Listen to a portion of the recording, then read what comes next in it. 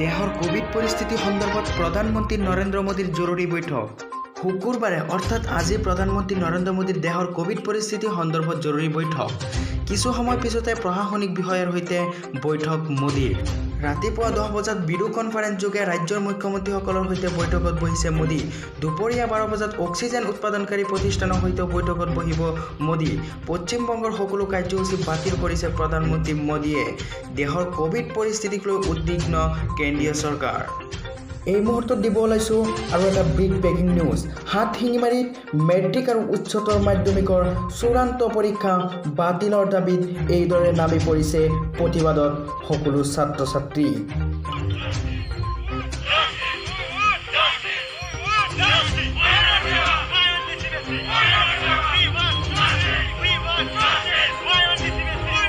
এইদৰে ছাত্ৰসকলে পৰীক্ষা বাতিল কৰিব লাগে বুলি প্ৰতিবাদ সাব্যস্ত কৰিছে। আৰু প্ৰতিবাদ কৰা এজন ছাত্ৰৰ বাক্য আমি আপোনালোকক শুনাব বিচাৰিছোঁ। এক্সামটো কেঞ্চেল লাগে। সিহঁতে আমি সৰুৰ পৰা আশা আছিল যে এক্সামটো দিম, কিন্তু শুনি আছোঁ এক্সাম নহ'ব, ফিৰি আকৌ কয় হ'ব, আকৌ নহ'ব, আকৌ হ'ব। এনেতো আমালোকৰ মনটো ভাঙি আছে। আৰু আমালোকক ডাইৰেক্ট এতিয়া আমালোকে আৰু মন ভাঙা নালাগে। আমালোকৰ কেঞ্চেলেই লাগে একেবাৰে। এইটো মোৰ প্ৰতিবাদ। এইটো CBSE কেঞ্চেল কৰিছে, আমালোকৰ সেৱাটো কেঞ্চেল লাগে। আমালোকৰ এইটো কেঞ্চেল লাগিব। বেলেগ CBSE 42টা ষ্টুডেণ্ট কেঞ্চেল কৰিছে ইতিমধ্যে। আমালোকৰ কিয় নকৰে? সিহঁতে আমালোকৰ ষ্টুডেণ্ট। সিহঁতৰ যদি জান আছে, আমালোকৰ জান আছে। আমালোকে এই মাতৃভূমি এইটো আমালোকৰ। সিহঁতৰ যদি সেইটো মাতৃভূমি, আমালোকৰ এইটো মাতৃভূমি। আমালোকৰ ভাৰতৰ মানুহ। ভাৰতৰ বেলেগ ষ্টুডেণ্ট কেঞ্চেল কৰিব আছে, আমালোকৰতো কিয় নোৱাৰে? আৰু হিমন্ত ছাৰে কৈছিল যে এণ্টাৰনেল এছাইনমেণ্ট কৰা হৈছিল। CBSE এণ্টাৰনেল এছাইনমেণ্ট কৰা আছে, সিহঁতে কেঞ্চেল কৰিছে। আমালোকৰ সেৱাটো ক'ল এণ্টাৰনেল এছাইনমেণ্ট কৰিবলৈ কওক। আমাৰ ভিতৰত এণ্টাৰনেল এছাইনমেণ্ট কৰক, আমালোকে দিম। আমালোকে কিয় নকৰিম? মেইন কথা আমালোকক এক্সামটো কেঞ্চেল লাগে।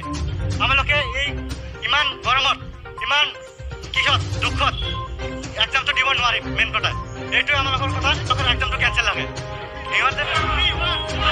আৰু এইদৰে বিভিন্ন শ্লোগানেৰে প্ৰতিবাদ সাব্যস্ত কৰে। আৰু কেন্দ্ৰীয় চৰকাৰে CBSE পৰীক্ষা বাতিল কৰিছে।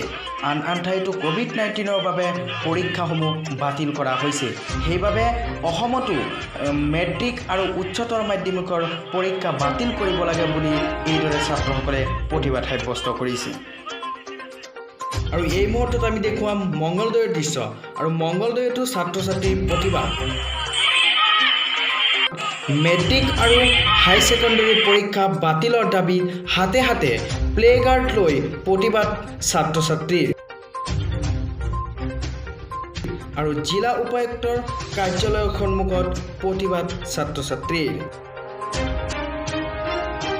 আৰু অনুমতি নোলোৱাকৈ প্ৰতিবাদ কৰা শিক্ষাৰ্থীক আটক।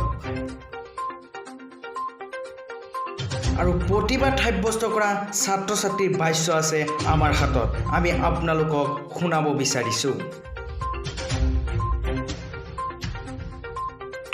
আমি এনেধৰণে পৰীক্ষা দিব নোৱাৰিম। আমাক গাৰ্জেনেও মানা কৰিব ঘৰৰ পৰা। আৰু আমাৰ ইয়াৰ পৰা বহুত অসুবিধা আছে, ঘৰতো বেমাৰী আছে। আৰু এনেকৈ আমি পৰীক্ষা দিব আহিব নোৱাৰোঁ। আৰু সেইকাৰণে আমি এনেকৈ ধৰ্ণা দিব লগা হৈছে। মই এটাই অনুৰোধ জনাওঁ যে আমাৰ যে HS আৰু HS এক্সামটো আমাক বাতিল কৰে, তাকে অনুৰোধ জনাইছোঁ। আমি হ'লো মংগলদৈ হাই ছেকেণ্ডেৰী PTTৰ পৰা আহিছে, দৰং জিলাৰ পৰা আহিছে, আৰু বহুত ঠাইৰ পৰা আহিছে। বেচিমেৰী হাই ছেকেণ্ডেৰী আছে, আপোনাৰ এইফালে দৈবাম হাই ছেকেণ্ডেৰী আছে, ইফালে আপোনাৰ জনগাঁও হাই ছেকেণ্ডেৰী আছে, খাৰবেৰী হাই ছেকেণ্ডেৰী আছে। বহুত ফালৰ পৰা ষ্টুডেণ্ট আহিছে। আমি বেচিমাৰী হাই ছেকেণ্ডেৰীৰ পৰা আহিছোঁ। আমাৰ যি কৰোণাৰ প্ৰট'কল চলি আছে, যি সংগ্ৰাম চলি আছে, ইয়াৰ কাৰণে আমি সকলোৱে সজাগ হ'ব লাগে। ইয়াৰ মাজত আমি এক্সাম দিব নোৱাৰোঁ। যদি কোনোবাই যদি এক্সাম হলত কিবা কাৰণত যদি এক্সিডেণ্ট হৈ যায়, আমাৰ এইটো কোনে ল'ব? এইটো দায়িত্ব কোনে ল'ব? সেইকাৰণে আমি চৰকাৰে কৈছোঁ যে এক্সামটো পিছুৱাই দিব লাগে। আমাৰ এক্সামটো মানে হ'লেও যাতে আমাৰ